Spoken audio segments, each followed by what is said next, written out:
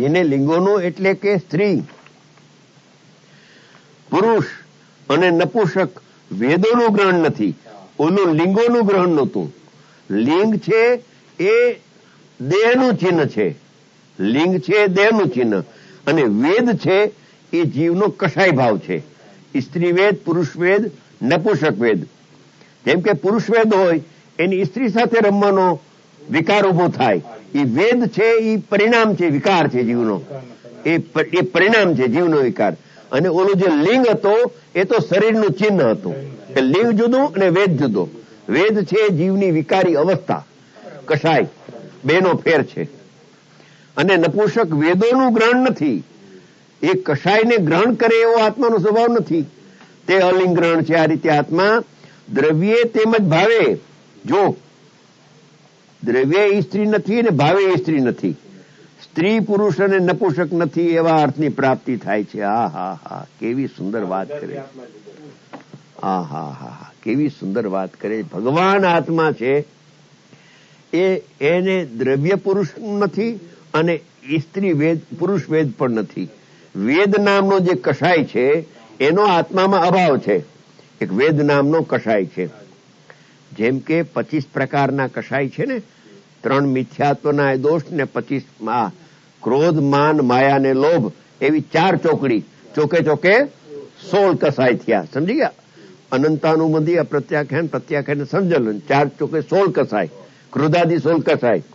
પછી સ્ત્રી વેદ, પુરુષ વેદ, નપુંસક વેદ અને ના ભવ્યત્વ નહીં, બીજા 9 કસાય, 9 કસાય છે. એમાં સ્ત્રી વેદ, પુરુષ વેદ ને નપુંસક વેદ 9 કસાય છે. હાસ્ય, રતિ, અરતિ, શોક, ભય, જુગુપ્સા, સ્ત્રી વેદ, પુરુષ વેદ ને નપુંસક વેદ, એમ 9 કસાય. 9 કસાય ઈસત થોડા ઓછા. ઓલા ક્રોધમાન માં લોભ છે એ મોટા કસાયો છે, આ નાના કસાયો. કસાયો તો ખરા જ, જાત કસાય નહીં, પણ નાના કસાય, ઈસત કસાય. હવે જે ઈસત કસાય ઉભો થાય છે પર્યાયમાં, એનો આત્મામાં ભાવ છે. આત્મા એવો નથી, એમ એનાથી જુદો છે, એવા અર્થની પ્રાપ્તિ થાય છે.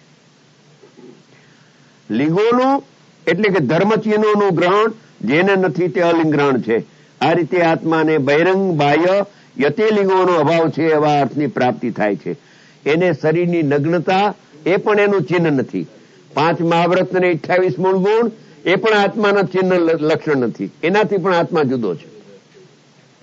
એ જે ચિહ્નો છે ને લિંગ, સાચા સાધુના હો, હા, એ પણ આત્મામાં નથી. એ આત્માની બાહ્ય છે, અનાત્મભૂત લક્ષણ છે, આત્મભૂત લક્ષણ નથી. હવે 3 બોલ બાકી રહ્યા, પછી કરશો.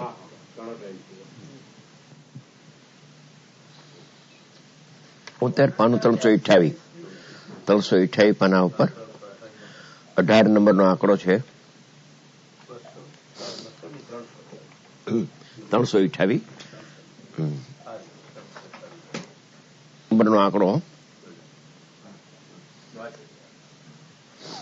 ચોથી લીટી છે. શ્રી પ્રવર્તન સાર શાસ્ત્ર ગાથા 172, એના અલિંગ ગ્રહણના 20 બોલ, એમાં 17 બોલ ચાલ્યા, 18, 19, 20. 18મા બોલમાં આચાર્ય ભગવાન એમ ફરમાવે છે કે લિંગ એટલે કે ગુણ. લિંગનો અર્થ કહે છે કે ગુણ, એને લિંગ કહેવાય. એવું જે ગ્રહણ એટલે કે અર્થાવબોધ, પદાર્થ જ્ઞાન, તે જેને નથી તે અલિંગ ગ્રહણ છે. આ રીતે આત્મા ગુણ વિશેષથી નહીં આલિંગિત એવું શુદ્ધ દ્રવ્ય છે એવા અર્થની પ્રાપ્તિ થાય છે. એમ આચાર્ય ભગવાન ફરમાવે છે કે એક આત્મા અભેદ સામાન્ય અનંત ગુણનો પિંડ એ ગુણી પરમાત્મા છે. હવે એ ગુણી આત્મા પદાર્થ સામાન્ય છે, જે દ્રષ્ટિનો વિષય છે, જે આશ્રયભૂત તત્વ છે, એમાં ગુણભેદ ઉત્પન્ન કરવો તે લિંગ થઈ ગયું. ગુણભેદના લક્ષ્ય સમ્યક દર્શન થતું નથી. માટે અહીંયા ગુણભેદનો નિષેધ કરે છે. ગુણોનો નિષેધ નથી, પણ ગુણના ભેદનું લક્ષ છોડાવે છે. અર્થાવબોધ એટલે પદાર્થનું જ્ઞાન. જ્ઞાન ગુણની પ્રધાનતાથી વાત કરે છે. ગુણ તો અનંતા છે, પણ એમાં જ્ઞાન તે આત્મા, પદાર્થને જાણે તે આત્મા, એમ જો ગુણભેદ કરવામાં આવે તો એ લિંગ થઈ ગયું. એ અલિંગ ગ્રહણ, એ એવું ગુણભેદ એવું વસ્તુનું સ્વરૂપ નથી. ગુણભેદ કરવાથી આત્માની ઉપલબ્ધિ પ્રાપ્તિ થઈ શકતી નથી. કેમ કે એક ગુણ ઉપર લક્ષ જતા અનંત ગુણાત્મક આખો આત્મા અભેદ દ્રષ્ટિમાં આવતો નથી. જેમ કે સોનું છે, એનો ચિકાસ કે પીળાશ એ ગુણ છે. આ પીળાશ, પીળું તે સોનું, પીળું તે સોનું, એ તો સોનું જે સમજતો નથી એને ભેદ કરીને સમજાવાય કે પીળું તે સોનું. પણ પીળું તે સોનું, તો પીળું તે ગુણ છે, એ ગુણ તે સોનું નથી. એક પીળા નામનો જે ગુણ છે તે સોનું નથી, તો સોનામાં અનંત ગુણ છે, તો અનંત દ્રવ્ય થઈ જાય. હા, જેટલા ગુણો એટલા દ્રવ્ય થાય. દ્રવ્ય તો એક છે, પણ એનું જે કોઈ પદાર્થને સમજતો ન હોય એને કોઈ એક અસાધારણ ગુણ દ્વારા સમજાવવાનો વ્યવહાર હોય છે. તો કે છે કે જ્ઞાન તે આત્મા, એ પ્રાથમિક ભૂમિકામાં તને આત્માનું જ્ઞાન ન હોય ત્યાં સુધી ઠીક છે. પછી જ્ઞાન તે આત્મા, જ્ઞાન તે આત્મા, જાણે તે આત્મા, જાણે તે આત્મા, એમ જો તું કર્યા કરીશ તો તને આત્માની પ્રાપ્તિ નહીં થાય. ભાગલા પડી ગયા, ભાગ પડી ગયો, ભેદ પડી ગયો, ખંડ પડી ગયો, તો એના લક્ષ્ય તો રાગી પ્રાણીને રાગ થશે. માટે ગુણભેદ પણ આત્મામાં નથી.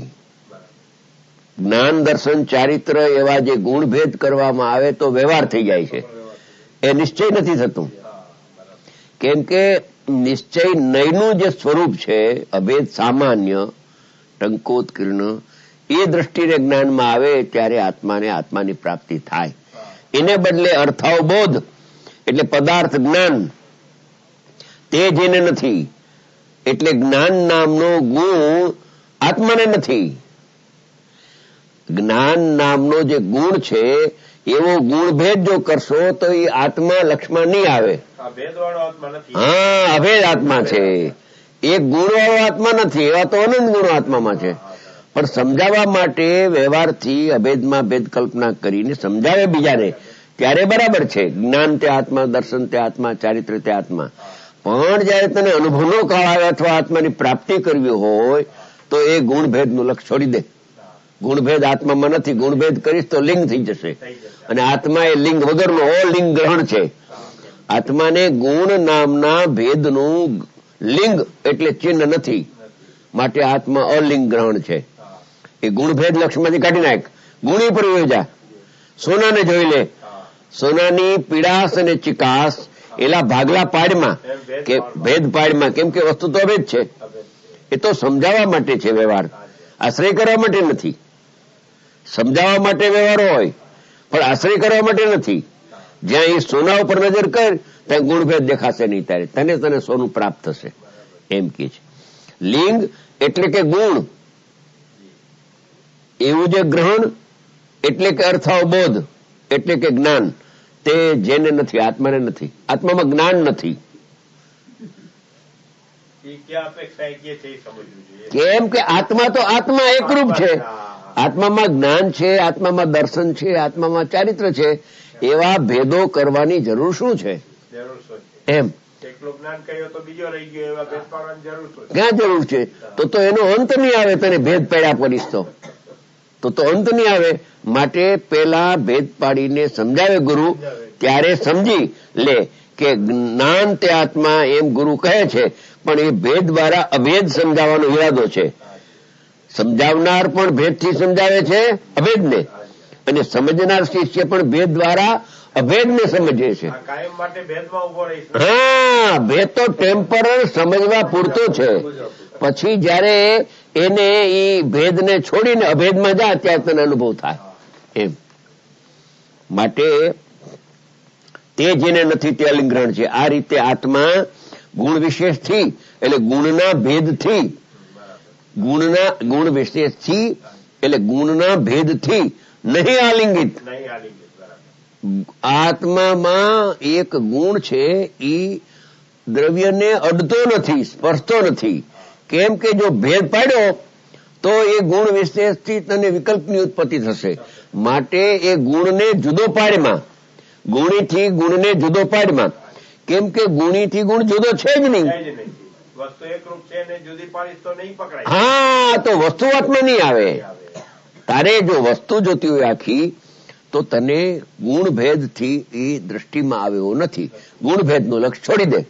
ગુણભેદો છે ખરા, જ્ઞાનના, દર્શનના, ચારિત્રના અનંત ગુણો છે, પણ એને ભેદ પાડીને તું એકને લક્ષમાં લેમાં આખો અભેદ લઈ લે સામાન્ય. એમ ગુરુદેવ કહે છે ને, જે વાત ચાલે છે એ સાંભળ, વચમાં બીજી ટાંગ નાખતી નાકમાં. જેના ઉપર જે વાત ચાલે છે એના ઉપર અત્યારે ગુણભેદનો નિષેધ કરવો છે. ગુણભેદનો નિષેધ કરવો છે. ગુણભેદ કરે છે કોણ? વ્યવહાર નહીં કરે છે. વ્યવહાર ને અન્યથા કથન કરે છે, બીજાના ભાવને બીજાનો કહે છે. કે વ્યવહાર ને શું કહે છે? જ્ઞાન તે આત્મા, દર્શન તે આત્મા, ચારિત્ર તે આત્મા. એ વ્યવહાર ને કહે છે ને, એ જૂઠું કથન છે. રાગ તે આત્મા, એ તો તદ્દન જૂઠું કથન છે. એમાં તો કઈ તથ્ય નથી. પણ જે અભેદનો ભેદ છે, ખરેખર ગુણો છે ખરા આત્મામાં, સર્વથા નથી એમ નહીં. જ્ઞાન પણ છે, દર્શન પણ છે, ચારિત્ર છે, પણ વ્યવહાર નહીં. અભેદમાં ભેદ કલ્પના કરીને બીજાને સમજાવે છે, ત્યારે વ્યવહાર વિના પરમાર્થ કહી શકાતો નથી. બીજો તો ઉપાય નથી. જે આત્મા આત્મા કહીએ તો એનું સમજે નહીં કે આત્મા એટલે શું. કે ભાઈ આત્મા એટલે જે જાણે તે આત્મા, દેખે તે આત્મા, જેનામાં જ્ઞાન હોય તે આત્મા, દર્શન હોય તે આત્મા. છેલ્લા બે પાના આમાં લેત ને તો આ જ ખુલાસો આવે છે. 18, 19 ને 20 આપણે આ જ લઈએ છીએ ને. 18, 19 ને 20 ચાલે છે. 18મો ચાલે છે. કે છે કે તું જો તારે અભેદની પ્રાપ્તિ કરવી હોય તો તું વ્યવહાર નહીં દ્વારા શ્રી ગુરુ સમજાવે ખરા કે જેનામાં જ્ઞાન તે આત્મા, દર્શન તે આત્મા, દેખે તે આત્મા, જાણે તે આત્મા, પણ એના દ્વારા આખો આત્મા એને સમજાવવો છે. એક ગુણ સમજાવવો નથી. અને વ્યવહાર નહીં, અભેદમાં ભેદ કલ્પના કરીને જ સમજાવી શકાય. વ્યવહાર વિના પરમાર્થ કહી શકાય જ નહીં. કેમ કે પરમાર્થ તો અનુભવગમ્ય છે, વચનથી અગોચર છે. નિશ્ચય નહીંનો જે વિષય છે, શુદ્ધાત્મ તત્વ, એ તો વચનમાં આવી શકે જ નહીં, વાણીમાં વિકલ્પમાં ના આવી શકે. એ તો કેવો અનુભવગમ્ય વસ્તુ છે. હવે જેને શુદ્ધાત્માનો અનુભવ થયો એવા ધર્માત્મા, એને બીજાને સમજાવવા માટે આત્માનું સ્વરૂપ સમજાવવું છે ને. હવે આત્માનું સ્વરૂપ સમજાવવું હોય ત્યારે અભેદમાં જે ભેદ કરી કલ્પના કરી એને સમજાવે છે. કે જેનામાં જ્ઞાન હોય તે આત્મા, દર્શન હોય તે આત્મા, ચારિત્ર હોય તે આત્મા, સુખ નામનો ગુણ હોય તે આત્મા, પ્રભુત્વ વિભુત્વ એવી એક એક ગુણની પ્રધાનતાથી એક ગુણની મુખ્યતા કરી. એક ગુણની મુખ્યતા કરે તો બીજા ગુણો ગૌણ હોય. બીજા ગુણો છે ખરા, એનો બીજા ગુણો ન હોવાનો નિષેધ નથી, છે તો ખરો, પણ એકને જયારે મુખ્ય કરે ત્યારે બીજા ગુણો કહી શકાતા નથી. એક સાથે વાણીમાં બધા ગુણનું વર્ણન આવી શકે નહીં. જયારે જ્ઞાન ગુણથી વાત કરે ત્યારે બીજા ગુણો અવિવિક્ષિત રહે છે. અવિવિક્ષિત એટલે કેવા ધારેલો એક ગુણ મુખ્ય થાય અને ન કેવા ધારેલા બીજા ગુણો ગૌણ થઈ જાય. તો જ્ઞાન તે આત્મા એમ જ્યાં સમજાવે. હવે એ કે છે કે ઈ વ્યવહારનું કથન છે, નિશ્ચયનું કથન નથી. જો વ્યવહાર નહીંનો ક્યાં સુધી નિષેધ કરવો પડશે? આ અંદરના વ્યવહારનો આ સાચો વ્યવહાર છે. આત્મામાં જ્ઞાન દર્શન ને ગુણો તો છે, એનો સ્વભાવ છે. જ્ઞાન ગુણ એનો વિભાવ નથી. અને આત્મામાં રાગ ને આત્મામાં દ્વેષ એ તો એનો વિભાવ ભાવ છે. તેથી તો એ વ્યવહાર તો અસદભૂત, અસત્યાર્થ, ખોટો, જૂઠો છે. એટલે હવે તું એ વાત તો બંધ કરી દે. તું આટલા વર્ષથી સાંભળ જ, હવે તું તારા સ્વભાવમાં આવ્યો કે રાગથી આત્મા ભિન્ન છે અને મારા અનંત ગુણથી અભિન્ન છે. તો હવે અનંત ગુણથી અભિન્ન છે એવું લક્ષમાં હજી આવતું નથી આત્માનું સ્વરૂપ. તો પ્રભુ મને કંઈક હવે આત્માના સ્વરૂપ વિશે કંઈક એનું અસાધારણ લક્ષણ દ્વારા, લક્ષ્ય અને લક્ષણ છે તો અભેદ, લક્ષ્ય અને લક્ષણ, સાકર છે તે લક્ષ્ય છે અને મીઠાપણું એનું લક્ષણ છે તો અભેદ એક વસ્તુ, કઈ બે વસ્તુ નથી, બરાબર છે. પણ જે સાકરના સ્વરૂપને જાણતો નથી એને સાકર સાકર સાકર સાકર કે તો ઓલો ટગર ટગર જોવે, સમજી ન શકે. ત્યારે શું કહેવા માંગો છો? સાકર એટલે શું? કે ભાઈ સાકર પદાર્થ છે, વસ્તુ છે, અસ્તિત્વ છે, તોય ન સમજે. ત્યારે એના અસાધારણ ગુણ દ્વારા સમજાવાય. અસાધારણ એટલે બીજા પદાર્થોમાં ન હોય અને સાકરમાં જ હોય, તેને અસાધારણ ગુણ કહેવામાં આવે છે. એટલે ફટકડીથી, ચોકથી, ચૂનાથી ઘણા પદાર્થો સફેદ છે, બરફથી ઘણા પદાર્થો સફેદ છે. જેમ સાકર સફેદ છે એમ બીજા પદાર્થો ઘણા સફેદ છે. તો સફેદ પદાર્થ ગુણથી સમજી ન શકાય, પણ મીઠાપણું જેનામાં હોય તે સાકર છે. હવે એને સાકર સમજાવવું છે, સમજાવવું છે સાકર પદાર્થ, પણ સાકર સમજાવતા એને અસાધારણ કોઈ એક ભેદ પાડીને સમજાવવું પડે. આટલો વ્યવહાર તો આવ્યા વગર રહેતો નથી, આટલો વ્યવહાર આવે.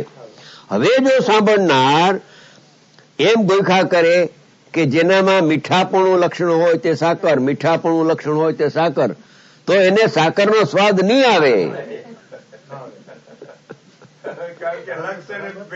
ભેદ ઉપર જાય છે. એટલે આત્મા અભેદ એક સામાન્ય વસ્તુ ચિદાનંદ આત્મા છે, એને સમજાવવા માટે વ્યવહાર દ્વારા પરમાર્થ કહી શકાય છે, પણ છતાં વ્યવહાર અનુસરવા યોગ્ય નથી. કેમ કે જો વ્યવહારને અનુસરો તમે તો જ્ઞાન તે આત્મા એમ જો તમે શ્રદ્ધામાં લ્યો તો એક ગુણ તે આત્મા થઈ જશે, તો બીજા ગુણોનો નિષેધ થઈ જશે. બીજા ગુણોનું અપમાન થશે, અનાદર થઈ જશે. તો તમને દ્રષ્ટિ